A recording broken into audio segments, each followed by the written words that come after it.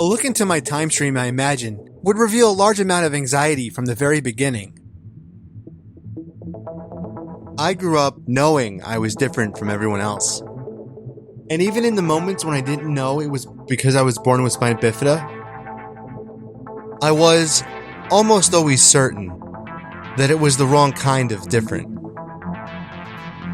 Before I even knew what anxiety was, and ever since the moment I figured out I would always have it, I have found against what most experts and my parents would say is the right way to deal with a problem. I have found that television is a pretty great way to find comfort.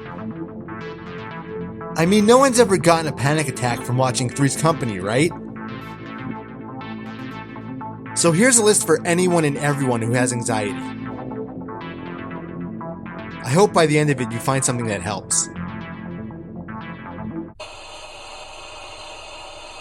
I have to admit something here. At first, I was turned off by how the characters were drawn in this show. It seemed to me that they were all drawn without proper anatomy. I mean, I'm no expert, even though I tried to be. I know people in glass houses shouldn't throw stones, but it looked really gross to me at first. Despite all that, I gave it a shot. And years later, I'm so happy I did. Because those characters, the world that surrounds them, they're, what's the best word for this? They're a real delight. I'm sure we all go home and unwind in a different way. Some drink wine, some play video games, some drink a beer. Well, for me, when my day has made me panic beyond belief, I come home and I watch Bob's Burgers. Part of its charm is that it comes pretty close to showing what family life is like. I mean, I don't own a burger restaurant. But let's be honest, who hasn't thought about hiding from their mother-in-law inside a wall?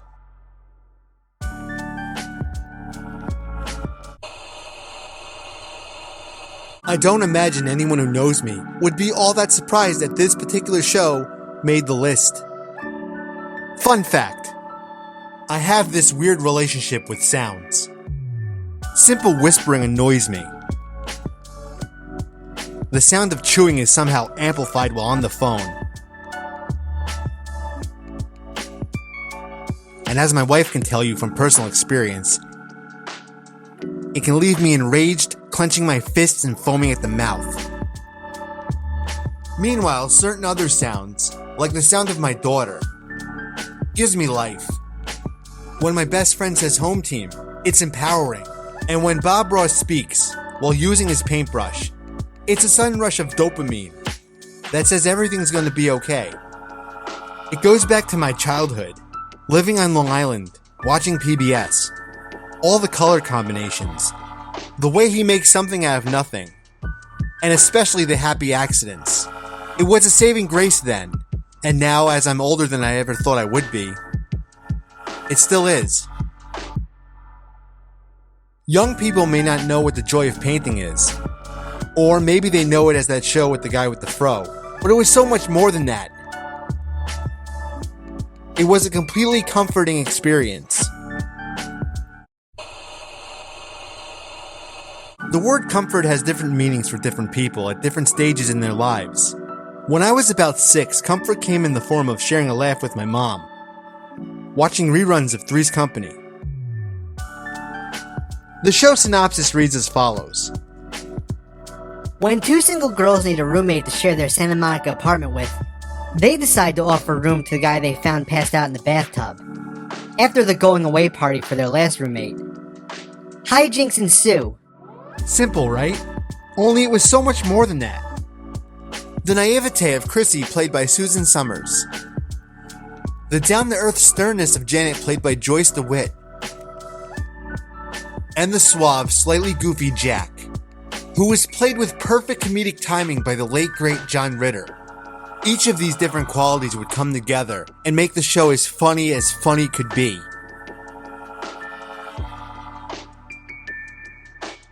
I'm praising it, but the show does come with a black eye. It was anchored by a socially questionable concept.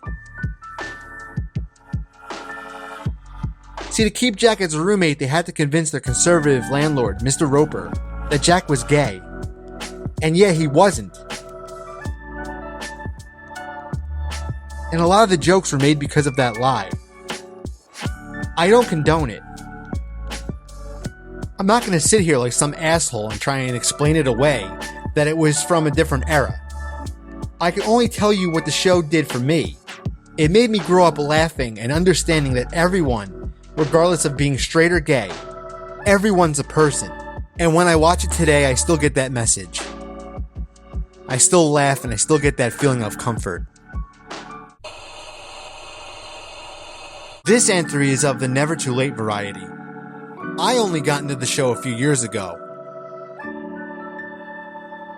Long after the pop culture phenomenon aired its last episode. Thanks sweet baby Jesus for Netflix, I guess. Cause without it, I may have never gotten into The Office. So much has been said about the show, I doubt there's anything I could add. I just want to encourage anyone who is like me, who struggled to get into the show. You gotta get to the healthcare episode. The show gets into a pretty significant groove after that. It's worth your time. It's as great, if not better than everyone says it is. But the Lizard King is far better than anyone gives him credit for.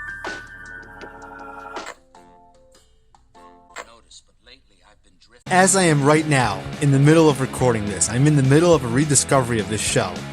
I felt it unfair to have this one on the list, so I'm giving it an honorable mention.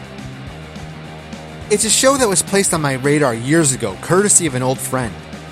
An episode called Remedial Chaos Theory was my introduction to the series. I laughed so hard that night that for years after the adventure was over, I must have watched that episode hundreds of times. So much time watching that one episode, refusing to move on. I was living in the darkest timeline. I see that now. I didn't give Community a real chance, until I absolutely had to.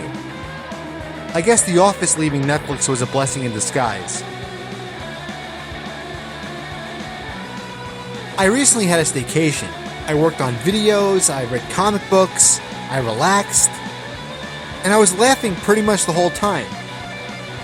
Because I was watching more and more of Community. Sometimes with shows I like a certain character or certain characters, but I don't like other ones. That's not the case with this. They're all funny and they all bring something different to the table. Troy starts off as a jock and goes through an evolution that's one of the most satisfying things on television. Jeff Winger stands among the most lovable smartasses on television ever. Annie has a big sensitive heart, and she's a bit of a goody two-shoes too. And well, I married one of those, so it really wasn't that hard for her to win me over. With Pierce, I have to separate character from actor, because the actor's a bit of a douche. But Pierce as an old man in a young man's world is entirely too familiar to me, and a genuine source of laughter. Shirley is an absolute sweetheart.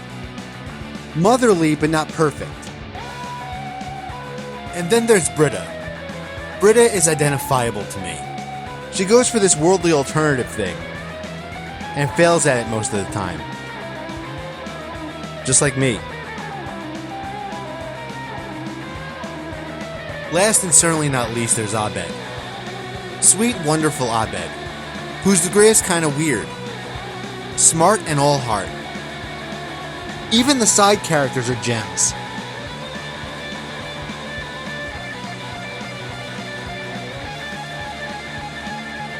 For these reasons and so many more, the show gets an A for funny. I've said it a million times, and I'll say it a million more before I'm dead. Peanut butter and jelly sandwiches while watching Scooby-Doo Where Are You with my mom were the greatest times of my life. That gang of kids and their dog, looking into the darkness, seeking out truth and monsters. Those monsters with their colorful gimmicks. The songs that played during the chase scenes. To this day, I've never watched another show that gave me a level of comfort greater than Scooby-Doo Where Are You. It's an honor, privilege, and a real treat to share it with my daughter. And not just Scooby-Doo Where Are You, but a pup named Scooby-Doo and on through Mystery Incorporated. Sharing my fandoms with my daughter is less about getting her to like the things I like, and more about giving her the level of comfort that they gave me. Well, that's my list. Hey, if you're like me and you have anxiety, I hope you find the help you need. I hope this video was helpful in some way. Keep your head up and find a way to laugh. Things always get better. Thanks for watching.